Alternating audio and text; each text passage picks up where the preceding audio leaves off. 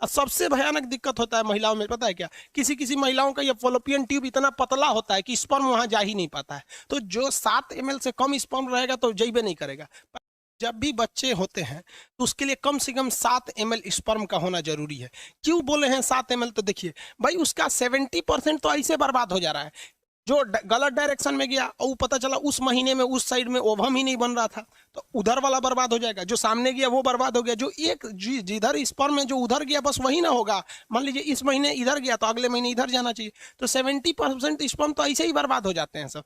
तो जो 7 ml से कम स्पर्म रहेगा तो जइबे नहीं करेगा। पहला रीजन ये। दूसरा एक और रीजन होता है कि स्पर्म में पूंछ का रहना जरूरी है।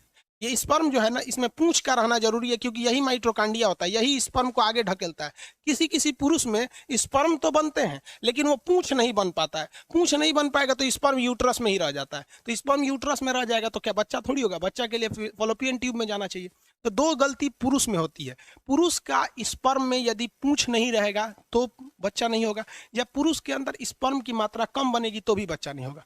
अब दूसरा समझते हैं लोग, फीमेल में क्या गलती होती है। कुछ ऐसी फीमेल होती हैं जिनका ओवरी तो रहता है लेकिन उनमें ओवम ही नहीं बनता है।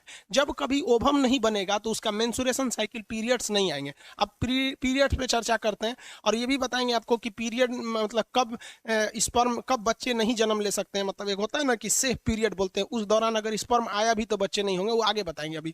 तो अगर किसी महिला में ओवम ही नहीं बनेगा तो उसका पीरियड ही नहीं आएगा, तो बच्चा होने का तो सवाल खत्म हो गया। वहां पे तो एकदम सवाल खत्म। भाई बनबे नहीं करेगा तो स्पर्म आके फर्टिलाइज किससे करेगा?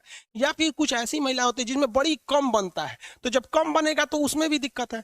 और सबसे भयानक दिक्कत होता है महिलाओं में, पता है क्या? किसी किसी महिलाओं का ये फॉलोपियन ट्यूब इतना पतला होता है कि स्पर्म वहां जा ही नहीं पाता है। तो कुछ फीमेल में भी प्रॉब्लम होता है, मेल में भी प्रॉब्लम। तो लाइक और शेयर ठोक दीजिए, महाकाल का दबा के लाइक और शेयर ठोक दीजिए।